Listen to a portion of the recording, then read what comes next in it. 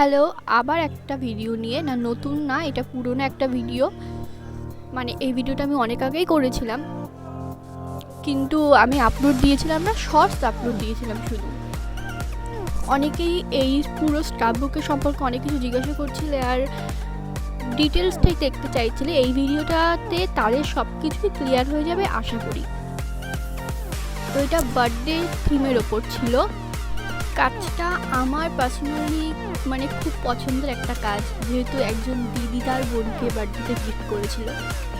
Scrap বুক যখন তোমরা দেখছো, মানে এই ভিডিওটা দেখার সময় তোমরা লক্ষ্য করবে যে এক একটা থিমের ওপর বেস করেই কিন্তু স্ক্র্যাপ বুকটা পুরোটুকুনি কমপ্লিট করা। ফার্স্টে বার্থডে থিম আছে, তারপর ফ্যামিলি, তারপর সিস্টার, তারপরে তার পছন্দ অপছন্দ এগুলো নিয়ে।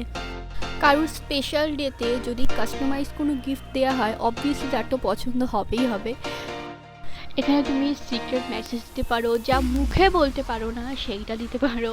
তারপর বিভিন্ন মোমেন্টে নানান রকম ছবি থাকে যেগুলো আমরা মানে স্পেশালি আবার মনে করতে চাই।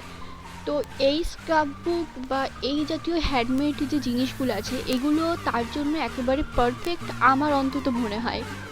ওকে, এবার একটু ডিটেলস দিই। স্ক্র্যাপ বুকটা এ4 সাইজের, স্পাইরাল বাইন্ডিং করা, টেক্সচার পেপার ইউজ করা হয়েছে বা টেক্সচার কার্ডস্টোকগুলো ইউজ করা হয়েছে, দেখলেই বুঝতে পারছো। যে কোনো থিমে যে কোনো সাইজে স্পাইরাল বাইন্ডিং ছাড়াও করে দেওয়া যাবে। যারা যারা করতে চাইছো আগে না করে ইনবক্স করো।